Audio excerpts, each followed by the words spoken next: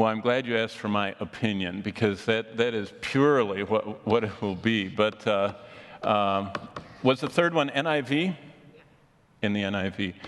Well, that one is so easy that I'll just draw a box and say that we're talking about two completely different, it's like apples and oranges. This would be a Western manuscript, or Byzantine,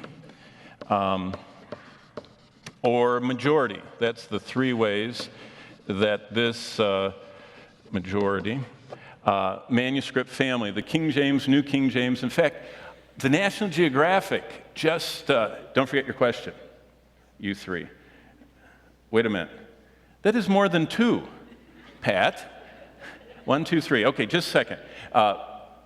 I'll come right back to you, but I don't want to forget what I was saying. The National Geographic just ran a special on this very question. Any of you that get the National Geographic, that was the most remarkable thing I've ever seen. They did a 500th anniversary or the 400th anniversary of the King James, and they did this huge spreadsheet and showed exactly everything I'm telling you. This is the Eastern manuscript. It's also known as the critical text, and it's also known as the minority text. And this one was actually started in the times the 19th century. They assembled this one from all of the archaeological digs that they started finding, all these remnants of manuscripts. This one basically is the family of it is what Luther used when he did his translation of the Bible. This is what Wycliffe used. This is what, all those early manuscripts, and it's also what became known as the received text, or the Textus Receptus. Basically, doctrinally, the only difference between the two manuscripts, I'm not talking about the translations because there is a big difference between them, but between these manuscripts family is the Western text, the Byzantine, the majority. It's interesting, probably 90% of all sermons that quoted the Bible from the 2nd century through about the 6th century, 90% of all the sermons. Now see, pastors, you know how this morning I read 4 verses, but a lot of times we'll read a whole chapter. Pastors, as they preach, would quote inside their sermons text. And what's interesting is that 90% approximately of all the printed sermons of what is called the post-apostolic fathers, the pastors from after the time of the apostles, the 2nd century through the Byzantine church era in the 6th century, quoted from this one. And about 10% of them quoted from this one, which is maybe 15%.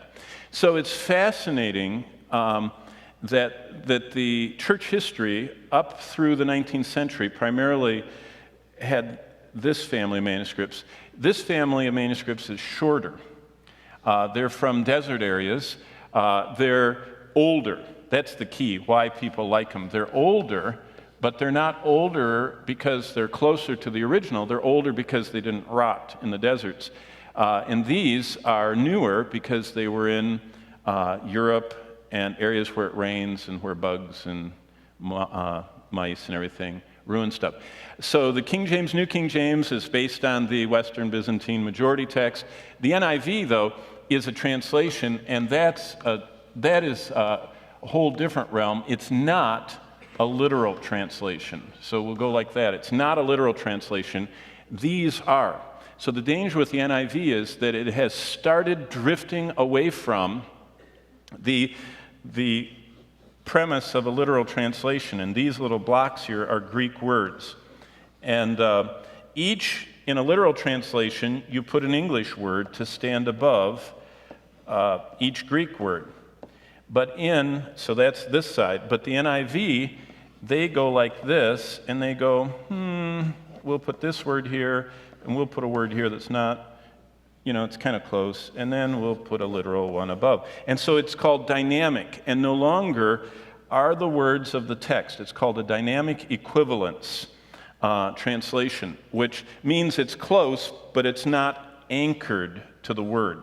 And so the Today's Living, the NIV, all the T and everything else NIVs are all this side of the non-literal. So I would always stay far away from a non-literal for constant doctrinal Bible study. There's nothing wrong with reading them. You can read the Living Bible. But if you're going to study doctrine, you need to stick to a literal, word-for-word translation of the Bible, not one of the new, modern, like Eugene Peterson, NIV, and all that stuff, that is no longer tied directly to the Greek text.